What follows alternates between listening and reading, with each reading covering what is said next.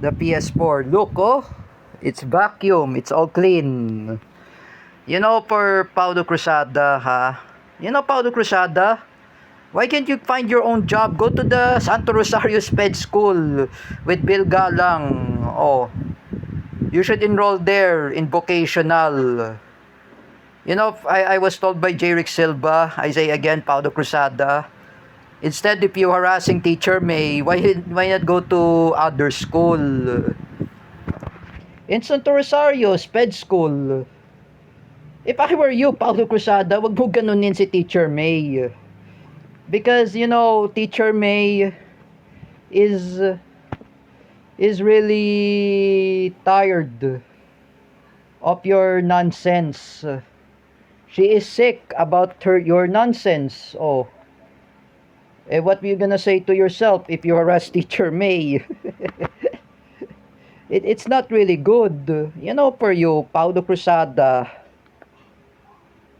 even for Mark Domingo Cruz, for both of you, you should enroll in other sped schools.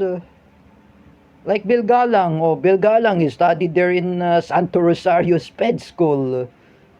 Oh,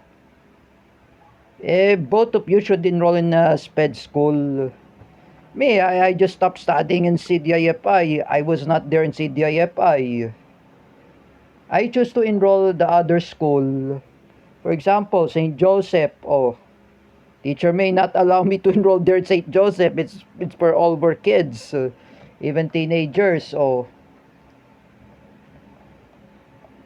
if I want to enroll in TESDA, oh, I cannot enroll in TESDA because, you know, Ninang Bebe offer me to enroll in TESDA. Maybe I want to enroll in other schools like what type of sped school anyway? In Caloocan, there's a sped school. Oh, for you, Paulo Cruzada, find your own job. Why can't you work there in Shakey's? Mark Domingo Quason Cruz, why can't you work there in Uniqlo? In Santa Rosa, Laguna. Oh, you know, for both of you, Mark Domingo Cruz and Paulo Cruzada, enroll there in other schools. Like me, I talked with my mom. Oh, you remember Bill Galang, why he was studying there in Santo Rosario Sped School. Oh.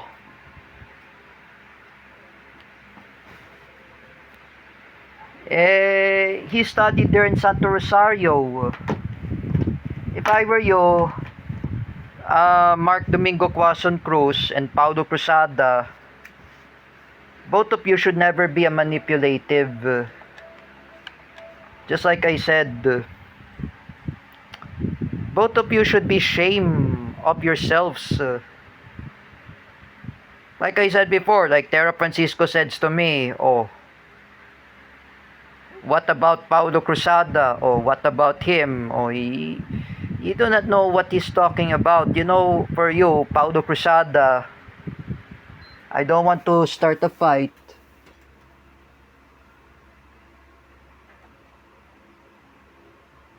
I don't want to start a fight in social media. Oh, I know you're special. Your mother says to you, my son is a special child. Paulo Cruzada, make a public apology to Teacher May. And say sorry to her, sincerely. If you want to apologize, Teacher May, you must be settled. Oh, if you want to settle with Teacher May, do not harass Teacher May. If I were you, Paulo Cruzada, if your parents have died, who will taking care of you? Oh, I just wanna talk about the issue. You know, Paulo Cruzada, just respect Teacher May. Me, I always respect Teacher May. Oh, when there is summer, oh, I will never wear a jacket. Why? Teacher May says to me, wag ka mag-jacket. And you know, she said to me, you should never wear a jacket when there is summer. Oh, I respect Teacher May. I listen to Teacher May. Oh, you know, Paulo Cruzada, you should listen to other teachers. Paulo Cruzada. Even you, Mark Domingo Cruz, listen to your friends. Don't be such a bully. Like me, when I listen to Teacher May, oh, I never wear jacket. I do not wear jacket. At least for both of you, I say to Paulo Cruzada and Mark Domingo Cruz, wag kayo puro mayabang. You know, it's really cause of cyber bullying. Oh. But this time I don't like too much bullying, because I know, like, the story of Tanggol. You remember Tanggol? Tanggol is also a bully. At this time, when he fights to someone, he changed himself.